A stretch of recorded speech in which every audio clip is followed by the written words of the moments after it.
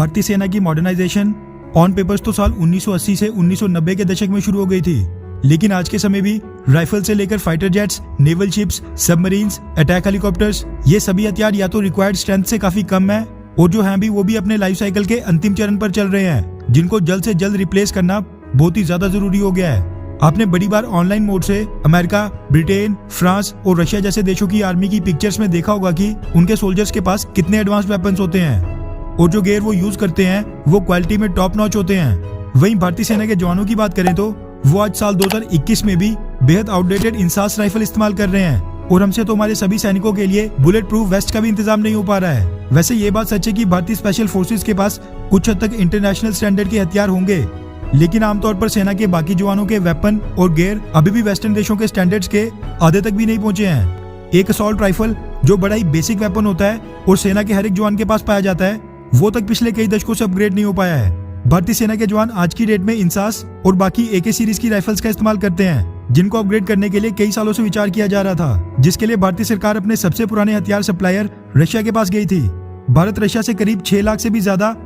AK-203 rifles खरीदने का contract sign करने वाला था, जिनमें से पहली 20,000 राइफल्स रशिया से बनकर भारत में इंपोर्ट होनी थी और बाकी की राइफल्स को इंडो रशियन जॉइंट वेंचर से भारत में यूपी की कोरवा ऑर्डिनेंस फैक्ट्री में बनाया जाना था। इस डील पर दोनों देशों के बीच नेगोशिएशंस पिछले 8-10 सालों से चल रही थी, मगर ये डील कई कारणों से फाइनलाइज नहीं हो पा रही है, जिसका सबसे बड़ा कारण है इन राइफल्स की कॉस्ट, जिसमें रशिया थोड़ी भी ढिलाई नहीं बरत रहा है। भारतीय सेना का मॉडर्नाइजेशन प्रोसेस पहले ही काफी लेट चल रहा था और अब तो कश्मीर में जो आतंकवादी घुसपैठ करने आते हैं उनके पास भी कई बार अमेरिकन मेड असॉल्ट राइफल्स बरामद होने लगी हैं, जो कि भारतीय सेना की राइफल से काफी एडवांस्ड होती हैं।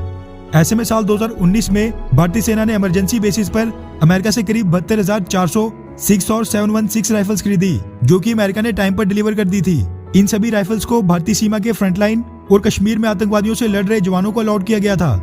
मगर 72,400 राइफल्स अभी भी भारतीय सेना के लिए कम थी। इसलिए भारतीय सेना ने साल 2020 में इन्हीं 72,500 6 और 716 राइफल्स को दोबारा से खरीदने का ऑर्डर दिया था, क्योंकि रशिया के साथ AK-203 राइफल्स की डील अभी भी फाइनलाइज नहीं हो पा रही थी। अब ये मीडिया रिपोर्ट सामने निकल कर आ रही है कि भारतीय सेना ने यह तय किया है कि 6 और राइफल्स के नए बैच को भारतीय सेना अपनी सभी इन्फेंट्री बटालियंस को अलॉट करेगी। रिपोर्ट्स के मुताबिक भारतीय सेना की करीब 400 इन्फेंट्री बटालियंस की 4 में से कम 2 कंपनी के जवानों को यही अमेरिकन मेड 6 और राइफल्स दी जाएंगी, फिर वो चाहे पीस स्टेशन पर तैनात हो या फिर फील्ड स्टेशन पर। और ये बेहद खुशी की बात है कि अब ज्यादा से ज्यादा भारतीय सैनिक अमेरिकी स्टैंडर्ड्स की राइफल का इस्तेमाल कर पाएंगे, जो खुद अमेरिकन सैनिक भी इस्तेमाल करते हैं। वहीं ऐसा माना जा रहा है कि भारतीय सेना के इस कदम के बाद रशिया के साथ होने वाली AK-203 राइफल्स की डील कैंसिल हो सकती है और जो 6 लाख से भी ज्यादा राइफल्स भारत रशिया से खरीद रहा था वो अब अमेरिका से खरीद सकता है। वहीं भारतीय सेना 6 और राइफल्स की परफॉर्मेंस से बेहद खुश है, इसीलिए ऐसा माना जा रहा है कि आने वाले समय में इनको भारतीय सेना में स्टैंडर्डाइज किया जा सकता है,